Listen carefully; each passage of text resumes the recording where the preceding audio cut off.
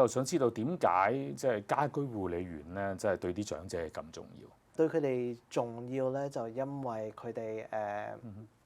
可以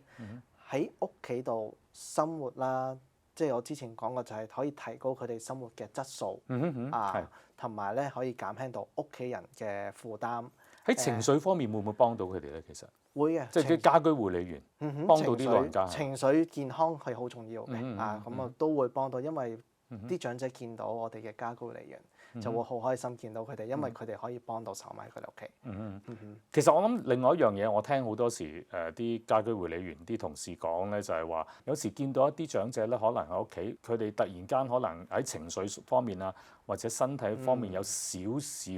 異樣嘅話咧，佢哋都會係報告俾主管聽啦。咁其實好多時咧就會發現原來一啲早期嘅健康問題咧就係察覺到。咁其實呢啲都好緊要。係啦，呢啲好緊要㗎因為